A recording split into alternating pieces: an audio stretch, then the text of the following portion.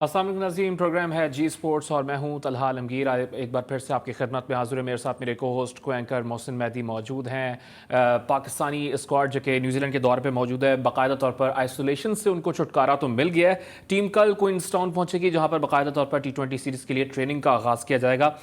इस पर आज हम कुछ बातचीत कर लेंगे, साथ साथ दीगर भी मामला हैं उस पर भी बात होगी। और आज प्रोग्राम में हमारे साथ एक स्पेशल गेस्ट मौजूद हैं, सीनियर स्पोर्ट्स जर्नलिस्ट हैं, यूट्यूब पे आजकल छाए हुए हैं, बड़ी स्क्रीन पर भी छाए रहते हैं लेकिन आजकल यूट्यूब पर भी छाए हुए हैं। मैं बात कर रहा हूँ one and only Mirza Iqbal Baig sahab की। बहुत बहुत शुक्रिया मिर्ज़ा भाई। अस्सलाम वालेकुम, कैसे हैं आप? वालेकुम अस्सलाम। बहुत बहुत शुक्रिया तला आपका और मोहसिन आपका। आप लोग ठीक हैं, खैरियत से हैं? बिल्कुल, हम ठीक ठाक हैं। प्रोग्राम में आगे चल के पाकिस्तान का जो दौरा इंग्लैंड है उस पर, दौरा न्यूजीलैंड, उस पर कुछ बातचीत करेंगे। सबसे पहले जाएंगे ज़रा जी स्पोर्ट्स हेडलाइंस की जाने। न्यूजीलैंड में मौजूद कौमी स्क्वाड को मैनेज्ड आइसोलेशन छोड़ने की इजाजत मिल गई।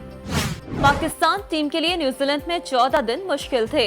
इस तरह की सूरत-हाल ज़हनी तौर पर बड़ा असरअंदाज होती है। साबिक कप्तान वसीम अकरम। 14 days living in one room can be mentally, it's physically tiring to tiring and mentally वो आपको बड़ा। कौमी क्रिकेट टीम के मैनेजर मंसूर राना का कहना है कि न्यूजीलैंड में आइसोलेशन में गुजरा वक्त मुश्किल जरूर था मगर अब गुजर गया। हम ये सब भुलाकर अब हम सब मुस्तकबिल के बारे में सोच रहे हैं। चीफ सेलेक्टर मिसबाह हक ने न्यूजीलैंड से T20 सीरीज और पाकिस्तानी शाहीन्स के स्क्वाड का ऐलान कर दिया। सरफराज अहमद और हुसैन तलब की T20 स्क्वाड में वापसी, जबकि रुहेल नजीर शाहीन्स की क़यादत करेंगे। मुश्ताक अहमद ने कप्तानी के लिए बाबर आजम का इंतखाब बेहतरीन करार दे दिया।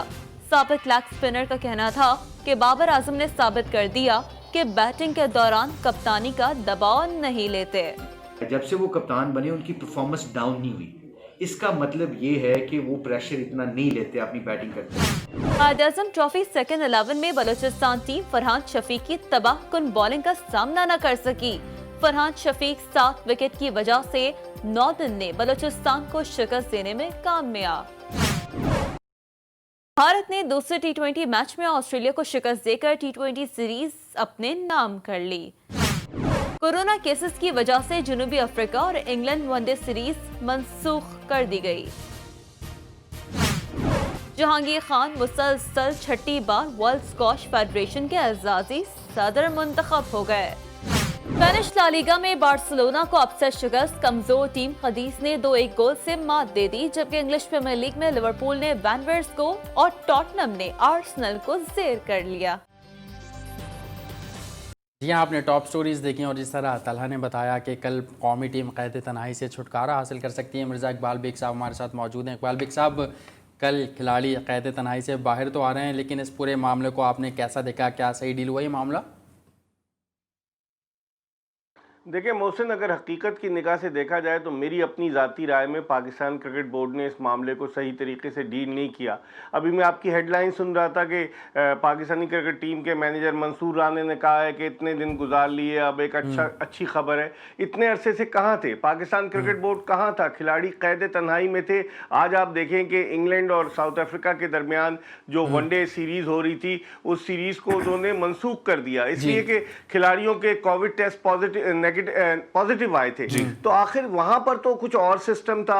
हम जो है वो, हालांकि south African cricket, south Africa को लाखों डॉलर्स का नुकसान हुआ इस सीरीज के मुलतवी होने से, लेकिन उन्होंने कोई कॉम्प्रोमाइज नहीं किया। पाकिस्तान क्रिकेट बोर्ड ने अपनी टीम भेज दी। ये कोई गली मोहल्ले की टीम नहीं है, क्लब की टीम नहीं है, ये पाकिस्तान की टीम है जिसकी अपनी एक स्टैंडिंग है। लेकिन इसके बावजूद जो उनके साथ सलूक हुआ, या तो चले सलूक जो हुआ सो हुआ, लेकिन पाकिस्तान क्रिकेट बोर्ड को इस बात की आगाही थी कि न्यूजीलैंड में कवानीन बड़े सख्त हैं कोविड के, और अगर खिलाड़ियों का टेस्ट नेगेटिव नहीं आता, पॉजिटिव आता है तो मुश्किल होगी, क्योंकि वहां एक दफा आप अगर फ्री हो गए, कोविड का आपका टेस्ट पॉजिटिव आ गया, तो उसके बाद आप हर जगह जा सकते हैं, बरक्स इसके कि इंग्लैंड में जहां पर कि आप बायोसिक्योर माहौल में थे। मेरे ख्याल में इस मामले को सही तरीके से हैंडल नहीं किया गया। पाकिस्तान क्रिकेट बोर्ड के चीफ एग्जीक्यूटिव वसीम खान जब पहली शुरू में ये खबर आई तो वो लड़कों को एक ऑडियो पैगाम दे रहे हैं। ऑडियो पैगाम देने से क्या होगा? दुनिया कहां से कहां पहुंच गई है। आपने खिलाड़ियों की सेहत पर कॉम्प्रोमाइज किया इसलिए कि आपको भी पैसे मिलेंगे और न्यूजीलैंड क्रिकेट काउंसिल को भी पैसे मिलेंगे। खिलाड़ी तो फिर बेचारे क्या करें, उनकी नौकरियां चली गई हैं, वो इस वक्त यकीनन अगर क्रिकेट नहीं खेलेंगे, इनकार करेंगे तो माली मुश्किलात का शिकार होंगे। मेरे ख्याल में इस मामले को प्रॉपर तरीके से पाकिस्तान क्रिकेट बोर्ड ने हैंडल नहीं किया। बिल्कुल इकबाल भाई, आपको 2 मिनट के लिए रुकेंगे क्योंकि आपने ऑडियो मैसेज की जो बात की है, वसीम खान साहब ने जो प्लेयर्स की सरजनिश की थी, जरा कैसी सरजनिश थी, जरा अपने नाज़रीन को भी सुनाते हैं। बॉयज़, मैंने सुबह मैसेजेस भी मुझे मिले हैं क्रिकेट न्यूजीलैंड से भी और न्यूजीलैंड गवर्नमेंट से भी कि 6 प्लेयर्स हमारे पॉजिटिव टेस्ट उनका रिज़ल्ट आ गया था वापस। वो कह रहे थे कि 3 या 4 ब्रीचेस भी थे। देखिए, cricket New Zealand government zero tolerance है इनका, तो उनने फाइनल वार्निंग हमें दे दी है। बिल्कुल मैं जानता हूँ ये मुश्किल वक्त है आपके लिए, इट्स नॉट इजी। इंग्लैंड में भी इसी कंडीशंस में आपने ऑपरेट किया, तो प्लीज़ मैं ये पूछता हूँ आपसे कि ये मुल्क की रिस्पेक्ट और क्रेडिबिलिटी की बात है कि प्लीज़ ये 14 दिन जो है ये प्लीज़ कर लें, तो उसके बाद फ्रीडम मिलेगी आपको न्यूजीलैंड में, क्योंकि ये हमें कह चुके हैं एक और ब्रीच तो फिर वो पूरी टीम को वापस भेज देंगे। देखिए, ये नेशनल प्राइड की बात है, नेशनल कंट्री की बात की रिस्पेक्ट की बात है, और ये बेइज्जती वाली बात है कि if they and up sending the team back from New Zealand. So please guys, मैं जानता हूँ मुश्किल है आपके लिए, it's very tough, very difficult, but please stay disciplined. और जो प्रोटोकॉल्स इनने सेट आउट किए हैं प्लीज़ इनको फॉलो थ्रू करें, अडेयर करें इसको, क्योंकि हमारा कोई मार्जिन फॉर एरर नहीं है न्यूजीलैंड गवर्नमेंट के साथ। ये को कह चुके हैं जब फाइनल वार्निंग, उसके बाद एनी मोर ब्रीचेस सीधे हमें भेज देंगे वापस टीम को। ये ऐसे कोई इनको कॉम्प्रोमाइज़ नहीं करेंगे हेल्थ एंड सेफ्टी के ऊपर in New Zealand. So please adhere to it, fully sympathetic हूँ कि ये मुश्किल है आपके लिए, but please do what's right for your country. So please do that and good luck guys. तो फिर हम इधर ही हैं सपोर्ट के लिए, but please adhere to the protocols that have been set out. शुक्रिया। जो न्यूजीलैंड हुकाम का मौक़िफ़ आया कि अगर वाकई प्रोटोकॉल्स की खिलाफ वर्जी दोबारा होती है तो आपको घर भेज देंगे, तो सिंसेरिटी तो सेहत के हवाले से न्यूजीलैंड की नज़र आ रही थी हमें वहाँ से, इकबाल भाई। लेकिन तला मसला ये है कि अगर न्यूजीलैंड क्रिकेट काउंसिल आपको धमकी दे रही कि हम वापस भेज देंगे, तो आपको भी धमकी देनी चाहिए थी, आंखों में आंखें डालकर बात करनी चाहिए थी। आपने अपोलोजेटिक रास्ता इख्तियार किया, आपने कोई जवाब ही नहीं दिया। न्यूजीलैंड क्रिकेट काउंसिल को आपको जवाब तो देना चाहिए था। अगर यही चीज़ें किसी और टीम के साथ जो पाकिस्तान का दौरा करती उसके साथ पेश आती तो क्या होता? आप खुद सोचें, ये सोचने वाली बात है, हमें उनको जवाब देना चाहिए था। मैं समझता हूँ कि चपकलिश तो वहीं शुरू हो गई पाकिस्तान क्रिकेट बोर्ड और न्यूजीलैंड क्रिकेट काउंसिल में, जब न्यूजीलैंड के ग्रेगरी जो थे वो आईसीसी के चेयरमैन बने, और उसके बाद क्या हुआ कि पाकिस्तान ने उन्हें सपोर्ट नहीं किया। उनके बरक्स पाकिस्तान ने जो उनके मुखालिफ उम्मीदवार थे इमरान ख्वाजा को सपोर्ट किया। और मुझे तो यही लग रहा है कि लाजमी बात है पाकिस्तान ने सपोर्ट नहीं किया, थोड़ी सी न्यूजीलैंड क्रिकेट काउंसिल ने आंखें हमें दिखाई, लेकिन हमें भी उनको आंखें दिखानी चाहिए थी। ये नहीं है, हमारी टीम की एक अपनी स्टैंडिंग है, अपनी वैल्यू है, और अब पाकिस्तान की टीम है, आप उनको जा रहे हैं इन मुश्किल हालात में। न्यूजीलैंड की टीम तो नहीं आएगी कोविड में अगर पाकिस्तान में इस तरह की सूरत हाल हो खेलने के लिए, तो हमें देखना चाहिए था इस सारे मामले को। इस मामले को देखना चाहिए था, और आपका मौक़िफ़ ये है कि आंखों में आंखें डालकर न्यूजीलैंड क्रिकेट बोर्ड से बात करनी चाहिए। मिर्ज़ा इकबाल बेग साहब, मामला शुरू हुआ जब टीम एयरपोर्ट पर पहुंची तो शाहिद असलम साहब ने खुद ही लिख के दे दिया कि मेरे गले में थोड़ी सी खराश है, थोड़ी सी खांसी है। तो आप समझते हैं कि वहाँ लिख के देना ज़रूरी था, या फिर वो ये समझे कि अगर लिख के दूंगा तो डॉक्टर से चेकअप हो जाएगा? देखें, शाहिद असलम साहब, मोहसिन हर दौर में पाकिस्तान, कभी वो वीमेन टीम के कोच बन जाते हैं, कभी वो नेशनल क्रिकेट एकेडमी जो अब हाई परफॉर्मेंस सेंटर है वहाँ चले जाते हैं। चूँकि मिसबाह-उल हक के बड़े करीब हैं, इसलिए मिसबाह-उल हक ने उन्हें असिस्टेंट मैनेजर बना दिया टीम का। अच्छा। मंसूर राना जाकिर खान के दोस्त हैं, मंसूर राना मैनेजर बन गए पाकिस्तानी क्रिकेट टीम के। तो पसंद नापसंद की बुनियाद पर शाहिद असलम जो है वो उनको तो काम कराने के लिए लेकर जाया गया, और उन्होंने कह दिया, ये मेरे ख्याल में यहाँ से जब टेस्ट करके गए थे तो 70 सबके नेगेटिव आए थे टेस्ट, जो पाकिस्तान क्रिकेट बोर्ड के जितने भी प्लेयर्स थे, और इनको 3 दिन लाहौर के एक 5 स्टार होटल में रखा गया, मिलने नहीं दिया गया। और आप देखें कि आखिरी लम्हे पर फखर जमान को बुखार की शिकायत हुई तो उनको टीम के साथ नहीं भेजा गया। ये सारी चीजें पाकिस्तान क्रिकेट बोर्ड के जहन में होंगी। शाहिद असलम साहब जो थे वो जरा ज्यादा चालाकी दिखा रहे थे, जिसका खमियाजा उन्हें भुगतना पड़ा। अभी तक वो ऑकलैंड में है, फिर बाद में वो टीम को ज्वाइन करेंगे जब उनका कोरोना टेस्ट जो है वो नेगेटिव आएगा। तो इस तरह की चीजें अनप्रोफेशनल अंदाज से मैं समझता हूँ मोहसिन और तला इस मामले को डील किया गया। अगर प्रोफेशनल अंदाज से डील किया जाता, इतनी बदनामी और इतनी रुसवाई हमारी नहीं होती। बिल्कुल इकबाल भाई साथ ही रहेगा। ऑफ कोर्स आप ये तो दुरुस्त कह रहे हैं कि पाकिस्तान क्रिकेट बोर्ड ने टेस्ट तो उनके किए थे, लेकिन पीसीआर टेस्टिंग पे भी इस पे सवालात उठते हैं कि हालांकि पाकिस्तान क्रिकेट बोर्ड ने मौक़िफ़ तो दे दिया कि हमने बेस्ट जो लेबॉर्ट्री थी वहाँ से शौकत खानम का नाम आया था, वहाँ से टेस्ट करवाए थे और उसके बाद नेगेटिव रिजल्ट आए थे। लेकिन of course we don't know कि न्यूजीलैंड जाने के बाद टेस्ट पॉजिटिव 6 खिलाड़ी होंगे, कैसे आगे। एक ब्रेक लेंगे, ब्रेक से वापस आएंगे। ज़रा पाकिस्तान ने जो वीकेंड पे शाहीन्स और T20 स्क्वाड्स अनाउंस किया उस पर कुछ बात करेंगे। Back after short commercial break.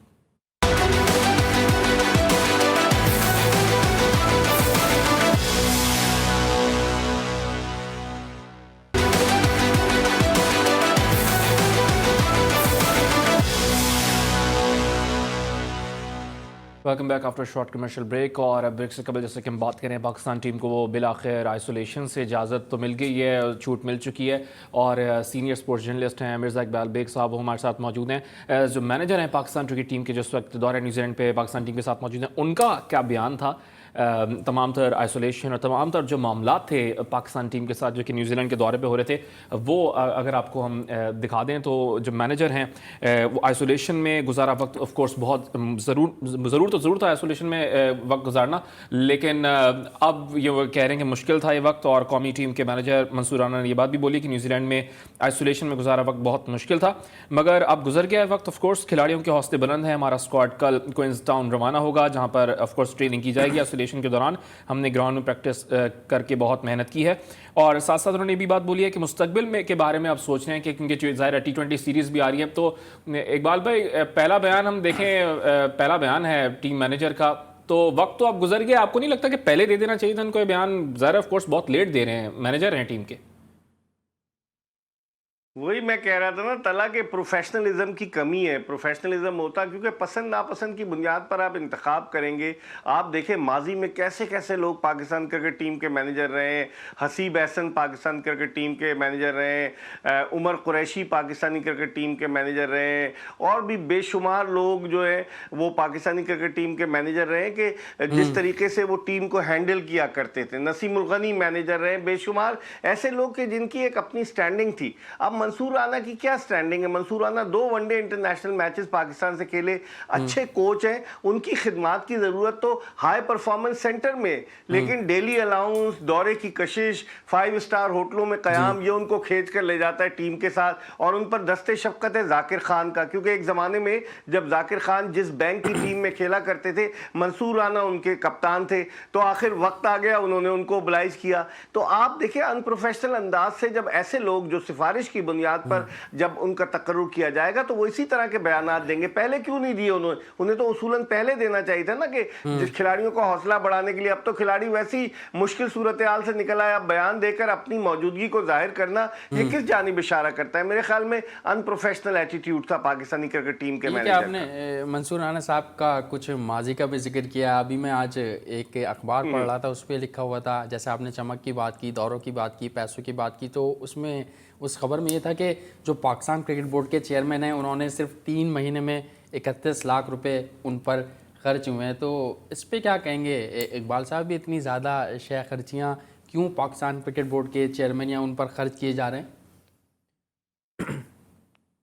देखिए मोहसिन, अब हमारे यहाँ जो अपॉइंटमेंट है वो सियासी बुनियादों पर होने लगा है। नजम सेठी साहब के दौर में उन्होंने एक नई इख्तरा ईजाद की कि उन्होंने कहा कि जी पाकिस्तान क्रिकेट बोर्ड की जो पेट्रन है, जो माजी में हमेशा से जब से क्रिकेट बोर्ड बना है सदर मुमलिकत हुआ करते थे, तो उन्होंने कहा वजीर आजम होंगे, और नवाज शरीफ साहब को पेट्रन बना दिया गया क्योंकि वो एक फर्स्ट क्लास मैच खेले थे। अब उस सिलसिले को आगे बढ़ाते हुए इमरान खान साहब वजीर आजम बने, ये तो वर्ल्ड क्लास क्रिकेटर थे। तो मतलब जो सियासी बुनियादों पर अब उनके चूंकि नजम सेठी के करीब थे, नवाज शरीफ साहब के करीब थे नजम सेठी, वो चेयरमैन बन गए। जब इमरान खान आए तो उन्होंने इंतखाब किया एहसान मानी साहब का, क्योंकि एहसान मानी साहब जब वफाकी हुकूमत आने से कबल पीटीआई की, जब खैबर पख्तूनख्वा में हुकूमत थी तो गलियार डेवलपमेंट अथॉरिटी के चेयरमैन थे, फिर शौकत खानम मेमोरियल हॉस्पिटल के बोर्ड ऑफ डायरेक्टर्स में, तो फिर उनको जो है एहसान मानी साहब को ले आए। अब सियासी बुनियादों पर तकर्रुर होगा। अच्छे एडमिनिस्ट्रेटर रहे हैं, 2003 से 2006 तक आईसीसी के सदर रहे एहसान मानी साहब, लेकिन उसके बाद अब आप देखें कि 14 साल के अरसे के बाद, मतलब अब 12 साल के अरसे के बाद 2018 में इनको पीसीबी का चेयरमैन लगाया गया। माशाल्लाह 75 बरस के हो चुके हैं। तो हमें एक ऐसे एनर्जेटिक आदमी की जरूरत है जो क्रिकेट के मामलात को बेहतर अंदाज से चला सके। सिर्फ दौरे करने से काम नहीं चलेगा। मानी साहब का घर लॉर्ड्स क्रिकेट ग्राउंड लंदन के नजदीक वाकई स्विस कॉटेज में वहीं रहते हैं, तो ये जब पाकिस्तान से इनका असाइनमेंट खत्म होगा वहां चले जाएंगे। इनका कुछ स्टेक पर तो है नहीं। इसी तरीके से वसीम खान साहब बर्मिंघम में पैदा हुए, वहीं रहते थे, वहीं क्रिकेट खेले। अब अगर वो उनका कॉन्ट्रैक्ट खत्म होता है तो वो अपना बैग उठाएंगे चले जाएंगे। उनको पाकिस्तान से क्या दिलचस्पी? तो ये सोचना चाहिए हेल्म ऑफ अफेयर्स पर जो लोग हैं कि हम सियासत से क्रिकेट को अलग करें और कॉम्पिटेंट लोगों को लेकर आए जिनका कोई सियासी बैकग्राउंड ना हो और जो ईमानदाराना अंदाज से, मेहनत के साथ, मुखलिसाना तौर से, बेगर्जी के साथ क्रिकेट की खिदमत करें। ठीक है, आप ये कह रहे हैं कि सियासत को, पॉलिटिक्स को क्रिकेट से अलग कर देना चाहिए, खेलों से अलग कर देना चाहिए। तो अब जब टेन्योर पूरा करके एहसान मानी साहब, वसीम खान साहब चले जाएंगे तो कोई ऐसा नाम है जो इस पोस्ट पर आ सके जिनका ताल्लुक क्रिकेटिंग बैकग्राउंड हो और सियासत से ताल्लुक ना हो? देखिए, पहले हम वसीम अकरम का नाम सुन रहे थे तला, लेकिन वसीम अकरम के हवाले से आईसीसी ने कुछ खदशात का इजहार किया था, शायद यही वजह। और फिर उनको कमेंट्री भी अच्छी खासी लुक्रेटिव ऑफर्स होती हैं तो वो कमेंट्री में ज़्यादा दिलचस्पी रखते हैं। लेकिन अब देखते हैं कि कौन, ज़रूरी नहीं कि कोई क्रिकेटर आए, कोई अच्छा एडमिनिस्ट्रेटर आए जो क्रिकेट को सही मानों में चला सके। एक ज़माने में डॉक्टर जफ़र अल्ताफ़ मरहूम बड़े पढ़े लिखे, वो उन्होंने डॉक्टरेट की डिग्री ली हुई थी, वो PhD डॉक्टर थे, तो वो आए, वो चलाना, मतलब बहुत सारे लोग अच्छे भी आए हैं पाकिस्तान क्रिकेट में, लेकिन एक सही अच्छा सख्त एडमिनिस्ट्रेटर आए। अब यहां पर यह मसला कि एहसान मानी साहब ने अपने इख्तियारात जो है वसीम खान साहब को तफवीज़ कर दिए। अब वसीम खान साहब स्याह सफ़ेद जो करें, वो कहते हैं जी हम बैनुल अक़वामी क्रिकेट वापस ले आए। भाई, बैनुल अक़वामी क्रिकेट तो शहरयार खान और नजम सेठी के दौर में पाकिस्तान में वापस आई। जब जिम्बाब्वे की टीम 2015 में पाकिस्तान आई तो उस वक्त शहरयार खान चेयरमैन थे। तो ये लोग बुलंदो बांग दावे करें, डोमेस्टिक क्रिकेट का आपने बेड़ा गर्क कर दिया है। आप देखें, क्लब लेवल की क्रिकेट नहीं हो रही, अब तक एसोसिएशन नहीं बनी, रीजनल एसोसिएशन आपने बना दिए, उनके ओहदेदारान का तकर्रुर नहीं हुआ। कराची में अंडर 16 के ट्रायल्स होते हैं, कौन लेता है, क्या एसोसिएशन कौन सी स्टेक पर है, कुछ पता नहीं चलता। आप डोमेस्टिक क्रिकेट को देख लें, 6 टीमें आपने बना दी हैं, लड़के बेरोजगार हो गए, उनका कोई मतलब जो लड़के छोड़ छोड़ कर जा रहे हैं। समी असलम की मिसाल आपके सामने कि 13 टेस्ट पाकिस्तान की जानिब से 6 वनडे खेला, वो छोड़कर अमेरिका चला गया। मोहम्मद इरफान जूनियर एक फास्ट बॉलर था जो लाहौर कलंदर से खेला, वो चला गया। रमीज राजा जूनियर चले गए। तो लड़के जा रहे हैं, फिर इसमें आप कौन सी क्रिकेट की खिदमत कर रहे हैं, प्रमोशन कर रहे हैं? ये तो लम्हे फिक्रिया है पाकिस्तान क्रिकेट के लिए। बिल्कुल इकबाल बेग साहब, आपने जिस तरह जिक्र किया जो लड़के जा रहे हैं पाकिस्तान से, वाकई ये इंतहाई शर्मनाक बात है कि अपने मुल्क में जो टैलेंटेड खिलाड़ी हैं उनको मौका नहीं मिल रहा, वो बाहर जाके टैलेंट को तलाश कर रहे हैं, बल्कि उनका टैलेंट देखकर दूसरे लोग और दूसरे ममालिक उनको बुला रहे हैं। तो आप क्या समझते हैं कि इसका जवाबदेह कौन होगा? देखें, इसकी जवाबदेह तो मोहसिन पाकिस्तान क्रिकेट बोर्ड के अरबाब इख्तियार है ना। आप इतनी क्रिकेट कराएं कि लड़कों को रोजगार भी मिले, लड़के इंटरेस्ट भी लें और आप फिर हकदार को उसका हक दें। समी असलम ने गुज़िश्ता सीजन में 862 रन किए थे। इस मरतबा उसको एक जो दूसरी बी क्लास टीम में डाल दिया गया, जो दूसरी थी सेकंड 11। तो आप बताएं मुझे, आप इंसाफ किधर कर रहे हैं? जुनैद खान किधर चला गया? उसके साथ क्यों नहीं इंसाफ हो रहा? ताबिश खान फास्ट बॉलर, क्यों नहीं उसे मौका मिलता? खुर्रम मंजूर रन के अंबार लगाता है डोमेस्टिक क्रिकेट में, उसे क्यों नहीं चांस देते? आप दोबारा चांस दें, फिर आप डोमेस्टिक बंद कर दें। अगर Noman Ali left arm spinner सबसे ज्यादा आउट करता है, वो टीम में सेलेक्ट नहीं होता। काशिफ भट्टी को आप दौरों पर लेके जाते हैं, ऑस्ट्रेलिया इंग्लैंड बगैर खिलाए वापस ले आते हैं और टीम से बाहर कर देते हैं। तो फिर पसंद नापसंद की बुनियाद पर ना आप टीम का इंतखाब कर रहे हैं ना, तो इसका मतलब ये हुआ कि फिर आप क्रिकेट को बजाय तमाम ऊपर की मौजूद तरफ थे ले ना, जाने कराची के। में भी आ रहे थे, नदीम खान साहब की बात करें वो भी आ रहे थे, बाकी मोहम्मद यूसुफ भी आ रहे थे, बाकी सिलेक्टर्स भी आ रहे थे, किसी ने बयान देने की तौफीक नहीं की कि कुछ बयान ही देते हैं कि समी असलम क्यों गए। उन्होंने इल्ज़ाम भी धर दिया कि भाई मैं तो इस सिस्टम से नाराज़ होकर जा रहा हूँ, मैंने इतना परफॉर्म किया लेकिन दौरा न्यूजीलैंड पे मुझे लेके नहीं जाया जा रहा, अब तो मैं छोड़ के जा रहा हूँ। फिर लॉस एंजलिस में वो लैंड भी कर गए और अपनी सोशल मीडिया वेबसाइट से तस्दीक भी कर दी। तो अभी तो ये कोई बयान नहीं देते, लेकिन फिर कुछ सालों बाद इनको याद आता है, मोहम्मद जायद को वापस बुला लेते हैं कोचिंग स्टाफ में, अतीक उज़्मा को बुला लेते हैं, तो रियलाइजेशन हो जाती है बाद में, या पहले नहीं कर सकते रियलाइज ये लोग? यही तो अलमिया है हमारा तला। आप देखें, नदीम खान की आपने बात की, 2 टेस्ट मैचेस खेले हैं, I have nothing against him, बड़े नफीस आदमी है, लेकिन उन्होंने लेवल 2 तक का कोचिंग कोर्स किया हुआ है। वो इस वक्त पाकिस्तान की नेशनल जो क्रिकेट एकेडमी है, जो हाई परफॉर्मेंस सेंटर है, उसके डायरेक्टर हैं, स्याह सफ़ेद के मालिक बने हुए हैं। उनको नहीं देखना चाहिए था कि समी असलम जैसा एक टैलेंटेड प्लेयर जिसका अल्लाह के सिवा कोई नहीं, वो मुल्क छोड़कर जा रहा है, उसको रोकने की बात करता पाकिस्तान क्रिकेट बोर्ड, उससे बात करता कि क्या मसला क्या है तुम्हारे साथ। किसी ने बात करने की जहमत गवारा नहीं की, कोई बयान नहीं दिया और एक खिलाड़ी चला गया। तो ये लोग जो है, ये इनको क्रिकेट से दिलचस्पी नहीं है, इनको अपने ओहदों से, अपनी तनख्वाहों से दिलचस्पी है कि जब तक कारोबार ज़िंदगी रवां है, इनका चल रहा है, जब तक ये पर्क्स ले रहे हैं, चल रहे हैं, उसके बाद जब खत्म हो जाएगा, ये बाहर हो जाएंगे, तो क्रिकेट बोर्ड पर जो अगला बोर्ड आएगा उस पर तनकीद करना शुरू कर देंगे। तो हमारे यहाँ तो ये अलमिया है पाकिस्तान क्रिकेट में कि क्रिकेटर्स जो हैं वो क्रिकेट बोर्ड पर तनकीद करते हैं, जब उन्हें नौकरी मिल जाती चुप हो जाते हैं। आप मिसाल ले लें फैसल इकबाल की, आप मिसाल ले लें बासित अली की, आप मिसाल ले लें अब्दुल रज़ाक की, there are so many cricketers, Mohammad Yousuf की मिसाल ले लें, बड़े जबरदस्त बैट्समैन थे।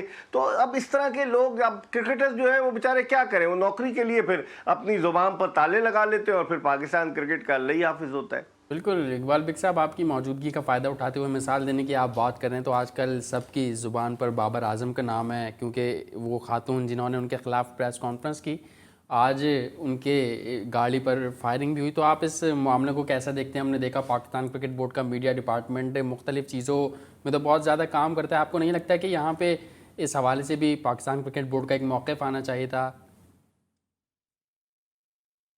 बिल्कुल, बाबर आजम की वीडियो ये दे देते हैं कि बाबर आजम कहते हैं कि उनका कोई ताल्लुक नहीं है, पाकिस्तान का एक मुस्तकबिल का सुपरस्टार है, हमने अभी उसको विराट कोहली से मिलाना शुरू कर दिया, जो गलत है। मैं समझता हूँ उसमें बड़ा पोटेंशियल है। अभी आप मुश्ताक अहमद का शॉट सुनवा रहे थे कि वो कह रहे थे कि नहीं जी, उन्होंने अभी बाबर आजम का इम्तिहान कहाँ हुआ है जो मुश्ताक अहमद कह रहे थे, इसलिए कि उन्हें भी नौकरी मिली हुई है पाकिस्तान क्रिकेट बोर्ड में।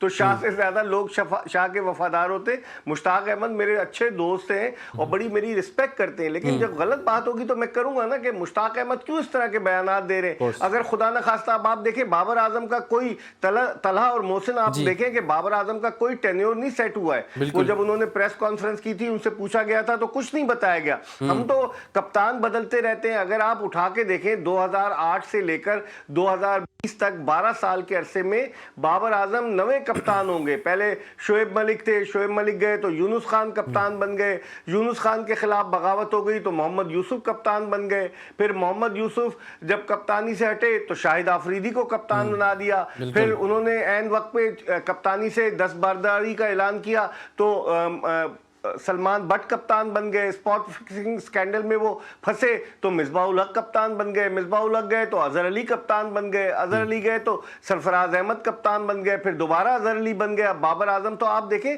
कप्तानों की ये म्यूजिकल चेयर का गेम जारी है। आप पाकिस्तान क्रिकेट की हिस्ट्री उठाकर देखें, 1952 में पाकिस्तान ने टेस्ट क्रिकेट में हिस्सा लिया तो पाकिस्तान क्रिकेट के जो 68 बरस है उसमें आप देखें कि हमने ये बाबर आजम 33वें कप्तान होंगे। तो इतनी जल्दी जल्दी हम कप्तान बदलते हैं, मेरी तो समझ में नहीं आता।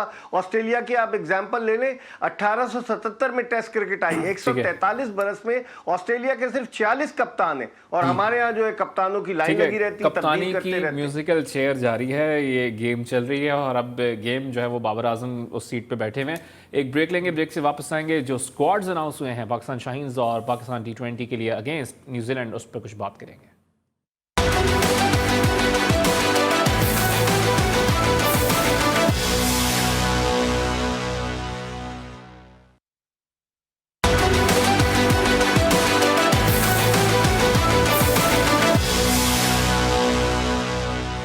जी स्पोर्ट्स में एक बार फिर खुश आमदीद। ब्रेक से कबल कुछ बात कर रहे थे, दौरे न्यूजीलैंड में जो कौमी टीम मौजूद है, कल प्रैक्टिस के लिए उसको इजाज़त मिल जाएगी। साथ साथ बात करते हैं, अभी कुछ दिनों कबल हमने देखा कि पाकिस्तान के स्क्वाड का अनाउंस किया गया पाकिस्तान क्रिकेट बोर्ड की जानिब से, और उसमें शाहीन और जो नेशनल टीम है उसके उन्होंने खिलाड़ी अनाउंस किए। तो इकबाल बेग साहब हमारे साथ मौजूद हैं। इकबाल बेग साहब, आपने कैसा देखा दोनों स्क्वाड की अगर बात की जाए तो?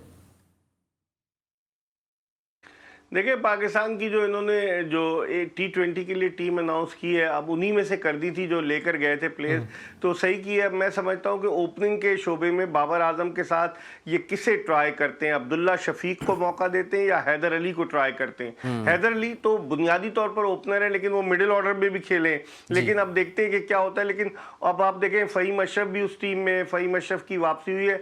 इफ्तिखार अहमद जो मिसबाह उल हक के मंजूर नज़र है, उनको उस टीम में शामिल किया गया है। इफ्तिखार अहमद को जानबूझकर जिम्बाब्वे के खिलाफ जो 3 T20 मैचेस हुए उसमें नहीं खिलाया गया, क्योंकि अगर उसमें वो नाकाम होते, पहले ही उन पे बहुत ज्यादा तनकीद हो रही थी। आपको याद होगा जिम्बाब्वे के खिलाफ रावलपिंडी के तीसरे और आखिरी वनडे में जो सुपर ओवर में बैटिंग के लिए उन्हें भेजा गया और टीम हार गई, लेकिन फिर उन्हें बचाया गया, उन्हें नहीं खिलाया गया, अब उन्हें रखा गया है। तो अब देखते हैं होता क्या है। मोहम्मद हफीज जो है, उनके साथ पाकिस्तान क्रिकेट बोर्ड की जो सर जंग है वो जारी है। पाकिस्तान क्रिकेट बोर्ड ने अभी से प्रेस रिलीज इशू कर दिया है कि मोहम्मद हफीज T20 सीरीज के बाद वापस आ जाएंगे, इमाद वसीम को रिलीज कर देंगे, इमाद वसीम बिग बैश खेलने चले जाएंगे, और फिर बहुत सारे मसाइल हैं। मैं समझता हूँ टीम का जो ऐलान किया है, सरफराज अहमद को वापस लाएं, जबकि सरफराज अहमद पहले जो जिम्बाब्वे के खिलाफ T20 सीरीज थी उसके लिए टीम में शामिल नहीं थे, और हुसैन तलत जो ऑलराउंडर है उनको भी वापस लेकर आए।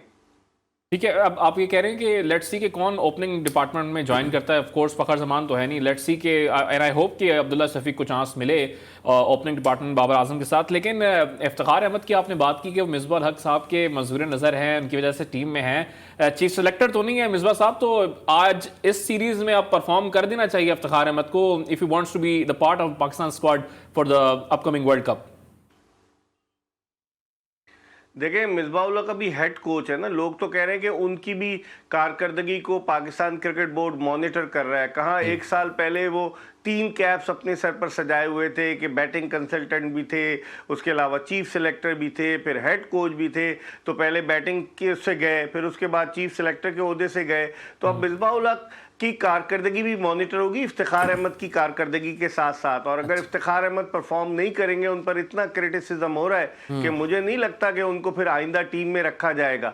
अब देखते हैं, देखें गिमिक्स होते हैं कि कप्तान किस मौके पर किसका इंतखाब करता है। कप्तान जो है वो अंडर कंट्रोल है मिसबाह के, मिसबाह उल हक ही चलाते हैं ना वहाँ ड्रेसिंग रूम से बैठकर, हिदायत देते हैं। बाबर आजम नए हैं, अभी वो सीख रहे हैं, तो फिर देखते हैं कि किस तरीके से बाबर आजम डील करते हैं इफ्तिखार को। मिसबाह उल हक तो कहते हैं कि वो 3 डायमेंशनल क्रिकेटर है, मैं तो कहता हूँ वो 5 डायमेंशनल क्रिकेटर है। वो तो ओपन भी कर लेते हैं, वो तो बॉलिंग भी करते हैं, फील्डिंग भी करते हैं, वो उसके अलावा जो है वो बैटिंग भी कर लेते हैं, वो हर तरह की मीडियम पेस बॉलिंग भी कर लेते हैं। आपको याद होगा नेशनल T20 कप में, तो भाई वो तो हर तरह के, हाँ वो तो यूटिलिटी क्रिकेटर हैं। वो तो इस तरह के लोग जो हैं वो तो पता नहीं पाकिस्तान क्रिकेट में कहाँ छुपे हुए थे, उनको लेकर आए सिफारिश की बुनियाद पर सही, लेकिन लेकर तो आ गए। अब देखते हैं, अल्लाह ही हाफिज है पाकिस्तान क्रिकेट का। मोहसिन, ठीक है, आप ये कह रहे हैं कि फैसला कौन सीरीज़ हो सकती है इफ्तिखार अहमद के लिए, साथ साथ मिसबाह उल हक की कारकर्दगी को भी क्रिकेट बोर्ड जांचेगा। मैं कुछ शाहीन की आपसे बात करता हूँ। पाकिस्तान शाहीन्स का जब से स्क्वाड अनाउंस हुआ है तो कुछ सोशल मीडिया पर इस तरह की बातें चल रही हैं कि उससे शाहीन टीम में अजहर अली भी हैं, आबिद अली भी हैं, फवाद आलम भी, लेकिन उसके कप्तान रोहेल नज़ीर हैं। तो इस पर आप क्या कहेंगे? देखिए, रोहेल नज़ीर पाकिस्तान अंडर 19 की कप्तानी कर चुके हैं, बड़े बासलाहियत विकेट कीपर बैट्समैन है, और उस टीम में इसलिए रखा गया है कि वो 4 रोज़ा मैच खेल रही है। और पाकिस्तान और न्यूजीलैंड की क्रिकेट टीमों के दरमियान 2 टेस्ट मैचों पर मुश्तमिल सीरीज का आगाज 26 दिसंबर से होगा। और क्योंकि इनको प्रैक्टिस की वजह से इनको रखा गया इस टीम में कि अजहर अली यकीनन टेस्ट स्क्वाड का हिस्सा होंगे, आबिद अली भी टेस्ट स्क्वाड का हिस्सा होंगे, फवाद आलम भी टेस्ट स्क्वाड का हिस्सा होंगे, और शान मसूद भी टेस्ट स्क्वाड का हिस्सा होंगे।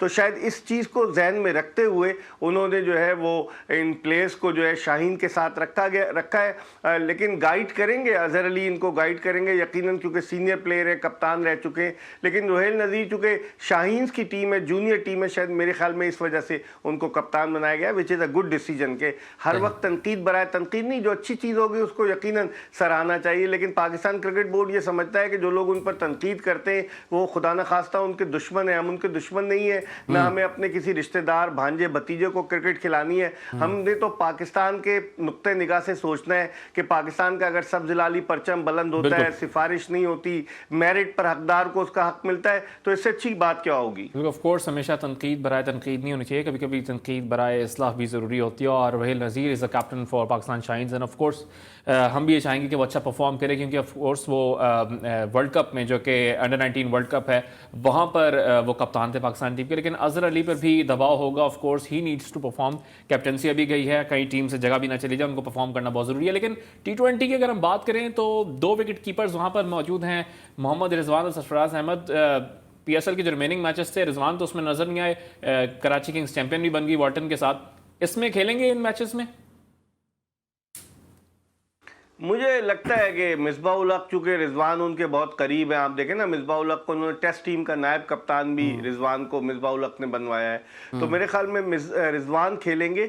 आपको याद होगा कि इंग्लैंड में जो T20 सीरीज हुई थी, आखिरी T20 में सरफराज को खिलाया गया था, उस पर बड़ी खबरें आई कि सरफराज को कन्विंस किया यूनुस खान ने, वो नहीं खेल लेते कि अगर मैं फेल हो गया तो मेरा कैरियर खत्म हो जाएगा।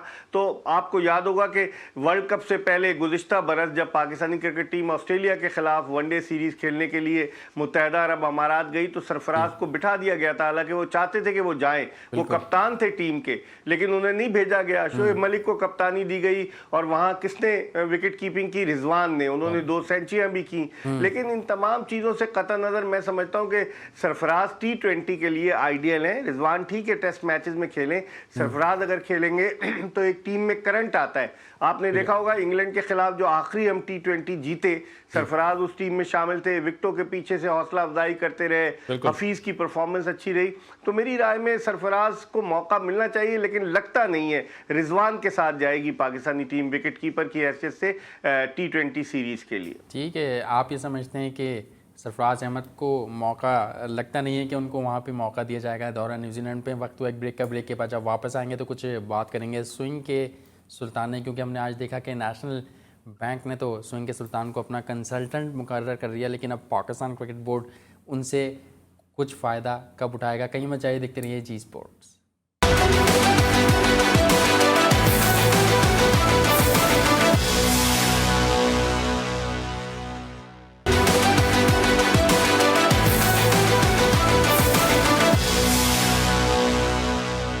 Welcome back after a short commercial break. Mirza Iqbal Baig साहब हमारे साथ मौजूद हैं। इकबाल बेग साहब, मैंने जैसे ब्रेक से कबल जिक्र किया था कि नेशनल बैंक स्पोर्ट्स कॉम्प्लेक्स ने और उनके सदर आरिफ उस्मानी साहब ने आज ऐलान किया एक प्रेस कॉन्फ्रेंस की शाम में, और उसमें उन्होंने वसीम अकरम को अपना कंसल्टेंट मुकर्रर कर दिया। तो मैं ये जानना चाहूँगा आपसे कि पाकिस्तान क्रिकेट बोर्ड उनसे कब कोचिंग करवा सकता है? देखिए मोहसिन, कोचिंग क्या कराएगा? वसीम अकरम तो सुनने में आया कि अभी PIA से भी वाबस्ता हैं वो, और इधर वो कहते हैं कि यहाँ एजाजी तौर पर है, लेकिन लोग ये कहते हैं कि पाकिस्तान क्रिकेट बोर्ड में जो बड़े बड़े फैसले किए जा रहे हैं वो वसीम अकरम की मशावरत से किए जा रहे हैं। और जिसकी वजह से अब आप देखें ना कि बाज़ लोग तो बहुत सारी बातें करते हैं, जितने मुँह उतनी बातें, लेकिन बाज़ लोग ये बात सही कहते हैं कि वसीम अकरम का बहुत ज़्यादा इनपुट है पाकिस्तान क्रिकेट बोर्ड में, पसे पर्दा रहकर उनके फैसलों को अहमियत दी जा रही है। उसकी वजह यह है कि वो वज़ीर आज़म इमरान खान के बहुत करीब हैं। आपने देखा होगा कि अभी भी जब वो साइनिंग सेरेमनी हुई थी PTV की, तो वो वसीम अकरम वहाँ पर भी मौजूद थे। और उसके अलावा भी तो वसीम अकरम को अगर उन्होंने कंसल्टेंट रखा है तो अब देखते हैं क्या होता है, क्योंकि ये ग्राउंड बड़ी मुश्किल से हासिल किया गया था। जो नेशनल बैंक स्पोर्ट्स कॉम्प्लेक्स है, ये अब्दुल्ला शाह गाजी बाबा के मज़ार के सामने जो वाक़ क्लिफ्टन में बहुत मुश्किल से हासिल किया गया था। उस वक्त इकबाल कासिम जो थे वो नेशनल बैंक का स्पोर्ट्स हेड कर रहे थे। तो अब सुनने में आया कि वहाँ अगर उन्होंने कमर्शियल एक्टिविटीज़ शुरू की तो बड़ी मुश्किल हो जाएगी, क्योंकि इस तरिके से कब्जा माफिया से ग्राउंड को खाली कराया गया था। तो अब देखते हैं कि वसीम अकरम क्या करते हैं नेशनल बैंक में एज अ कंसल्टेंट। अगर नहीं करे, तभी उनको पता है ना कि अगर उन्होंने की तो बहुत सारे लोग उस पर नजरें लगाए बैठे हैं, क्योंकि ये तो एमनेटी प्लॉट था ना और बड़ी मुश्किल से इसको इकबाल कासिम वगैरह ने छुड़वाया था। तो अब देखते हैं क्या होता है। लेकिन वसीम अकरम दरअसल पाकिस्तान क्रिकेट में आप देखें ना क्रिकेट कमेटी में भी है। वो क्रिकेट कमेटी जिसके 3 सरबराह बदल चुके हैं और चौथे सरबराह का उसे इंतजार है। अभी तक उसका कोई नया क्रिकेट कमेटी का सरबराह नहीं आया। मोहसिन खान आए, फिर वसीम खान कुछ अर्से के लिए रहे। बिल्कुल, वसीम अकरम साहब की हम बात कर रहे हैं और उनके बारे में ज़ाहिर है उन्होंने 2 दिन पहले भी प्रेस कॉन्फ्रेंस की बातचीत की और उसमें उन्होंने पाकिस्तान क्रिकेट बोर्ड और प्लेयर्स के हवाले से कुछ और मौक़िफ़ अपनाया। आज फिर उन्होंने बात की और आज कुछ और मौक़िफ़ अपना रहे हैं। पाकिस्तान क्रिकेट बोर्ड में क्या उनका ओहदा आना चाहिए, इस पर तो हम बातचीत करते रहते हैं, लेकिन उन्होंने आज ज़रा गुफ्तगू क्या की है वो मुलाहिज़ा फरमाइए। बिल्कुल they are in good nick New Zealand. West Indies को T20s में भी 250, 200, 250 कर रहे थे। फिर टेस्ट मैच में भी उन्होंने काफ़ी मारा उनको। अब लड़कों के पास 10 दिन है, कल ये जाएंगे क्वींसलैंड, अब 10 दिन है इनके पास before the first game. I think जो प्लान उन्होंने किया है, जो मेरे ख्याल में उन्होंने किया है, वो प्लान ये किया है कि सुबह वो टेस्ट मैचेस की प्रैक्टिस करेंगे टेस्ट टीम के साथ, और शाम को वो रिक्वेस्ट करेंगे न्यूजीलैंड बोर्ड से कि हमें ग्राउंड दे दी जाए क्वींसलैंड में, ताकि हम T20 की 2 टीमें बना के आपस में प्रॉपर मैच सिचुएशन के साथ, प्रेशर के साथ, टाइमिंग देख के, ओवर रेट के साथ गेम्स खेलें। सो या प्रोफेशनल्स हैं, 14 दिन मुश्किल तो है, you know it's easier said than done. मैंने उस दिन भी प्रेस कॉन्फ्रेंस में कहा था कि 14 days living in one room can be mentally, it's physically tiring too tiring है, मेंटली वो आपको बड़ा अफेक्ट करता है। सो अगले 10 दिन उनके लिए बड़े इंपॉर्टेंट है, बट आई एम श्योर कि वो जितने ईगर होंगे, इतने पैशनेट होंगे कि वो कम निकलेंगे कि बस किस तरह मुझे सारा दिन ग्राउंड में रखो। That's the only thing they can do. देखो न्यूजीलैंड का टूर वैसे ही मुश्किल होता है। न्यूजीलैंड देखिए ना, वेस्ट इंडीज़ तो क्वारंटीन के बगैर ही गई है ना, तो उनको बर्दाश्त तो पड़ी है ना वहाँ पे। So as long as it's a difficult tour. वहाँ की क्रिकेटिंग सेंस में बात की जाए, बैटिंग ईजी लगती है, मगर बॉल हवा में घूमता रहता है। वेस्ट इंडीज़ का बॉल स्विंग वो 550 कर गए, उसके बाद ये बॉलिंग करने हैं, इनका बॉल सीम हो रहा था, स्विंग हो रहा था उसी पिच पे। सो आई सपोज बॉलर्स को लेंथ ठीक करना पड़ेगी हमारी टेस्ट क्रिकेट में। T20 में थोड़ा सा इनको प्रॉब्लम नहीं होना चाहिए, because that slightly easier format, और पाकिस्तान टीम उसमें काफ़ी कंफर्टेबल फील करती है। हमारे पास प्लेयर्स भी अच्छे हैं T20 में।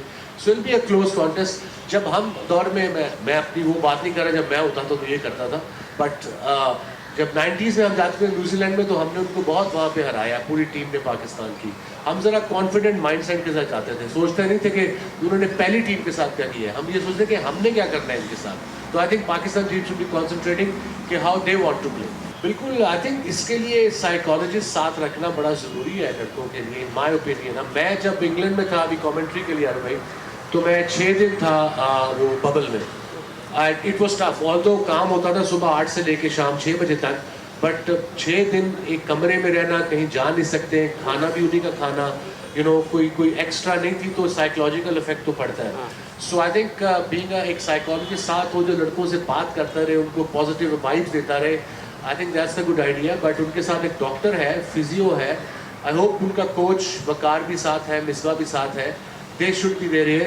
They should be listening to them and of course talking to them and giving them some positive vibes. I suppose उनको बात करनी पड़ेगी all the governments जो cricketing playing nations है, गवर्नमेंट ही डिसाइड करेगी ना, क्रिकेट बोर्ड तो डिसाइड कर नहीं सकता। सो ICC को उनसे बात करनी पड़ेगी, जो उनके लोकल लॉज होंगे, जो उनकी लोकल SOPs होंगी, उसके मुताबिक ही करना पड़ेगा। अब जैसे न्यूजीलैंड में उस दिन का कोविड फ्री कंट्री था, तो उसमें जब टेस्ट आए तो वो सारे घबरा गए, तो वो New Zealand got panicked and rightly so. उसमें ना लड़कों का कसूर है ना उनका कसूर है।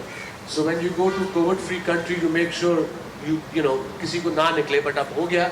बट या ICC should talk to the governments and of course they have to follow. हम बात करें ना, तो वसीम अकरम आप कह रहे हैं कि वो अंदर के कुछ मामलात में ऐसे होते हैं कि पाकिस्तान क्रिकेट बोर्ड उनकी सुनता ज़रूर है। खबर तो ये भी थी कि वो दुबई में भी मौजूद थे रिसेंटली, जब PSL टीम्स के साथ मुज़ाकरात कामयाब नहीं हो रहे थे एहसान मानी साहब के और पाकिस्तान क्रिकेट बोर्ड के, तो बातचीत दुबई में हो रही थी कि नई PSL की फ्रेंचाइजीज आनी चाहिए, और वसीम अकरम साहब ये बात करने के लिए वहाँ मौजूद थे। उन्होंने तो कलकत्ता नाइट राइडर्स को भी चैंपियन बनाया, इस्लामाबाद को भी बनाया, कराची किंग्स को भी बनाया। तो क्या जस्टिस कयूम की जो रिपोर्ट थी वो वजह तो नहीं है कि पाकिस्तान टीम के साथ नहीं जोड़ा जा रहा वसीम अकरम साहब?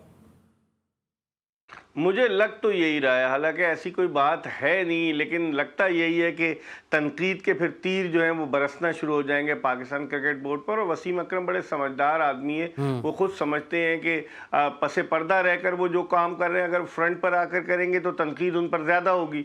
अभी तो तनकीद हो रही है एहसान मानी पर, अभी तनकीद हो रही है वसीम खान पर। वसीम अकरम को तो कोई कुछ नहीं कह रहा ना, तो अब वसीम अकरम अगर सामने आकर ये काम करेंगे तो फिर तनकीद होगी। इसलिए वो बड़ी अक्लमंदी और बुर्दबारी समझदारी का मुजाहरा कर रहे हैं, वो पसे पर्दे ही रहकर सारा कुछ कर रहे हैं।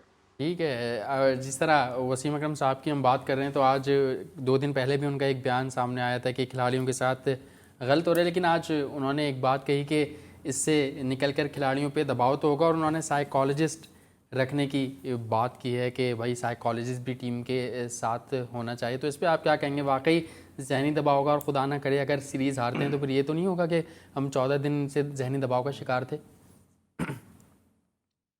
बिल्कुल मोहसिन, देखें अब साइकोलॉजिस्ट अगर वो रखने की बात कर रहे हैं तो 13 तो पहले ही सपोर्ट स्टाफ है पाकिस्तान क्रिकेट टीम का, 7 सपोर्ट स्टाफ के अरकान जो हैं वो पाकिस्तान शाहीन्स के हैं, तो 20 तो अरकान आपके ये सपोर्टिंग स्टाफ के ही चले गए, 34 प्लेयर आपके गए हैं, 35वां नहीं जा सका। तो अगर आप माहिर नफ्सियात रखना था, टीम के डॉक्टर भी गए हुए, डॉक्टर सुहेल सलीम टीम के साथ जो पाकिस्तान क्रिकेट बोर्ड में जो मेडिकल पैनल को हेड कर रहे हैं, तो फिर इनको तो ये पहले सोचना चाहिए था ना कि किस तरह की सूरत हाल से दो चार होंगे। मुझे याद है एक मरतबा जनरल तौकीर ज़िया जब पीसीबी के चेयरमैन थे तो एक आमिर साहब थे, उनको उन्होंने रख लिया था कि वो जो है ना खिलाड़ियों की मेंटोरिंग करेंगे, उनको जहनी तौर पर मजबूत बनाएंगे। तो मुझे ये भी याद है, मुझे क्रिकेटर ने बताया कि जब 2002 में पाकिस्तान की और ऑस्ट्रेलिया की सीरीज़ थी मुत्तहदा अरब अमारात में, तो वो आमिर सिद्दीकी साहब क्या करते थे कि जब टीम की बस में गाना लगा देते थे, ए मर्द मुजाहिद जाग ज़रा है वक्त शहादत अब आया।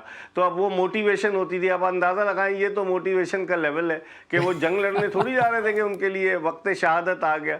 बस अल्लाह खैर करे, पाकिस्तान क्रिकेट बोर्ड में नए नए तजुर्बात होते रहते, अगर कोई माहिर नफ्सियात प्रोफेशनल आए तो फिर ज़्यादा बेहतर होगा, लेकिन अगर कोई सिफारिश की बुनियाद पर आया तो वही हाल होगा, नारा वही गाना लग जाएगा, ए मर्द मुजाहिद जाग ज़रा। ठीक है, मोटिवेशन के लिए पाकिस्तान क्रिकेट टीम के साथ कौन होना चाहिए? क्या वाकई गाने ज़रूरी हैं या फिर कोई साइकियाट्रिस्ट जैसे कि मोहसिन कह रहे हैं कि खबरें आ रही थी कि होना चाहिए?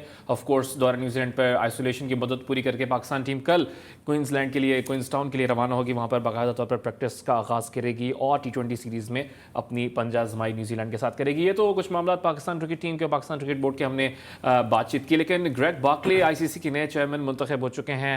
इकबाल भाई, उन्होंने आते साथ बयान दे दिया कि पाकिस्तान इंडिया सीरीज चाहते तो वो होगी लेकिन वो कुछ बातचीत करने के लिए तैयार नहीं है। तो साथ साथ ये भी खबरें आ रही हैं कि शायद इंडिया का जो वर्ल्ड कप है नेक्स्ट ईयर वो शायद UAE में शिफ्ट हो जाएगा। तो तमाम तर मामला किस तरफ जाते हुए आप देख रहे हैं? देखिए, ग्रेग बार्कले जो बने ICC के चेयरमैन, वो शशांक मनोहर की जगह, तो भारत की उनको पूरी सरपरस्ती हासिल थी और उस ब्लॉक ने उनको फुल्ली सपोर्ट किया। पाकिस्तान ने इमरान ख्वाजा को सपोर्ट किया और ग्रेग बार्कले को पूरी भारतीय लॉबी ने सपोर्ट किया। भारत का इन्फ्लुएंस है अफगानिस्तान पर भी, उनका इन्फ्लुएंस है बांग्लादेश पर भी है, दीगर ममालिक के साथ मिलकर।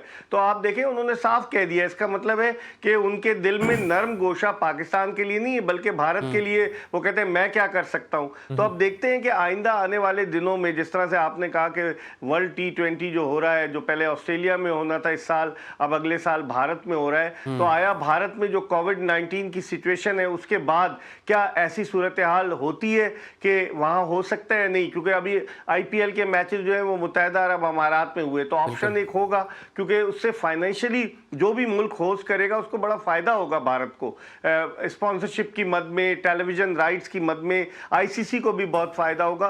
तो अब देखते हैं कि कोविड-19 की क्या सूरत हाल रहती है। अभी तो काफी अरसा बाकी है अगले वर्ल्ड कप में, उस वक्त ही पता चलेगा कि ये मुत्तहदा अरब अमारात में होता है या भारत में। बिल्कुल, सूरत हाल उसी वक्त वाज़ होगी जब कुछ ही दिन रह जाएंगे या कुछ वक्त बाकी रह जाएगा। साथ साथ इकबाल बेग साहब, मैं ये भी जानना चाहूँगा कि ग्रेग बार्कले के आने से पाकिस्तान को और फिर छोटे क्रिकेट बोर्ड जो हैं उनको फ़ायदा होगा या फिर उनको नुकसान ही पहुँचेगा? देखिए मोहसिन, मुझे तो यही लग रहा है कि फायदे के बजाय नुकसान पहुंचेगा, क्योंकि देखिए ना वो ग्रुप बड़ा तगड़ा है जिसमें इंग्लैंड है, ऑस्ट्रेलिया है, न्यूजीलैंड है, भारत है, फिर उसके अलावा बांग्लादेश भी उनके साथ है, अफगानिस्तान भी उनके साथ है, श्रीलंका भी डामाडोल है, आया श्रीलंका भी उस तरफ चला जाता है। तो इसका मतलब वेस्ट इंडीज़ का भी कुछ पता नहीं है। अभी वेस्ट इंडीज़ को जो England and Wales cricket board ने कई हज़ार पाउंड की ऑफर की तो वो चले गए दौरा करने। तो पाकिस्तान के लिए मुश्किल तो हो सकती है, हम तनहा ना हो जाए। हमें तो डर लगता है कि एहसान मानी साहब हालांकि ICC के चेयरमैन रह चुके हैं, लेकिन जिस तरह की सूरत हाल पैदा हो रही है उसमें तो इम्कानात यही है कि हम तन्हा ना हो जाए ग्रेग बार्कले के आने के बाद। सही, ठीक है। इकबाल बेग साहब, आपका बहुत बहुत शुक्रिया कि आपने अपना कीमती वक्त जी स्पोर्ट्स में दिया, और यकीनन इसी के साथ साथ हमारे नाजरीन को भी हमारा ये एपिसोड पसंद आया होगा। और इसी के साथ साथ मोहसिन मेहदी, तलहा आलमगीर और जी स्पोर्ट्स की पूरी टीम को इजाज़त दीजिए। अपना ख्याल रखिएगा। आपसे कल मुलाकात होगी। अल्लाह हाफ़िज़।